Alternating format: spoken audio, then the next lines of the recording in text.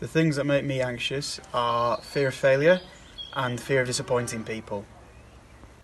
Something that makes me anxious is entering a new situation where I don't know anybody. I get anxious the most when I don't know where life's taking me and there's nothing that I can do that's in my control. Like, should I have gone for that job? Should I have gone for another job? Should I have done better in that interview? Should I have done better in that exam? But yeah.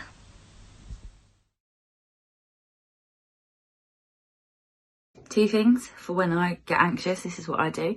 I try and go for a walk straight away. I live right next door to a park, so it's quite nice, and I can kind of just go for a wander around there and try and clear my head a little bit and try and process kind of what's going on. And the second thing that I do is I try and message somebody kind of like as soon as I can, just to be like, hey, like, I'm struggling with this. Can you like give me a little hand? Yeah. The way I normally deal with these anxious feelings is by dedicating a nice chunk of time just to pray to God about it and see what he says. Because in this book there's so many wonderful things. There's a book called Jeremiah, and in chapter 29 verse 11 it says, "For I know the plans I have for you, says the Lord, plans to prosper you and not to harm you, plans to give you hope in the future." And it just reminds me that I'm not alone in my future and I'm not alone in my present. So I just need to stick with God and carry on. Hey guys, Naomi here. Now, I don't know how you've been coping with anxieties over the last few weeks, or whether you've had any. But I know that in talking to some of my friends and myself, that actually anxieties will look different for all of us. For some, it's, am I going to let my mum cut my hair? What happens if she shaves it all off? What happens if she makes me look stupid? What happens if she cuts my ear? And then you've got the other end of the spectrum where it's like, actually, I don't even know what my life's about anymore. Like, I'm not working. I don't have exams to work for. I'm not in school. I just don't really know what life's supposed to be about now. For some of us, it will be looking at others and feeling like they're doing so much with their time off and you feeling a bit inadequate and feeling anxious about that. For some of us, it might be knowing people who are not very well and being anxious about whether they're going to recover. For some of us, just being at home is an anxious place and it's difficult to stay there. Anxiety will look different for all of us. But I know that for myself, sometimes when I'm feeling anxious, I find it helpful just to take myself out of the situation and be able to give myself a little bit of space to think, to pray, and just to listen to God. And so I've taken myself out to my car, got some time by myself, and I've just been sitting here and been reminded of a woman called Halida. And Halida, she was born and raised in Central Asia into a Muslim family. And her whole life, she really struggled with anxiety and depression and just felt like she couldn't shake it. It didn't seem to matter how much she would pray or how much she would, be able to take part in different therapies. Like, she just couldn't get rid of this depression. And one year she made this decision that she was really going to seek God during Ramadan. So Ramadan is this holy month where Muslims pray and they fast and they seek God. And many Muslims actually, they encounter God in different ways. And this year, Halida was like, right, this is the year. If God doesn't meet with me and deal with this depression, I don't know if I can go on.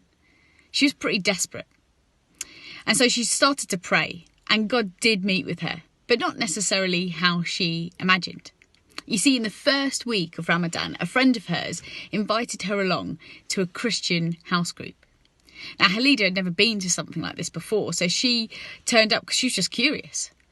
And she heard there just about a God who knew her and wanted to care for her. And so she kept going along because she was curious and wanted to find out more. And a few weeks in, she made the decision to become a Christian, to choose to follow Jesus. And it's at this point that she experienced a peace that she had never felt before. Her depression, her anxiety gone, peace in her heart and in her mind. So she's pretty excited about this, and she went away to go and tell her family. But her family weren't okay with it, and they beat her up. They kicked her out, saying, "You've brought shame on our family." But this group of Christians that Halida had been linking in with, they helped her. They helped her to get a job. They helped her to find a new place to live. And so she started working with women who were dealing with their mental health. And as well as that, she started leading a secret house church. And this is what she says. I know that the persecution I experienced was not in vain. I learned what my purpose is, my ministry in him. I'm going to serve women who experience violence and persecution in their families.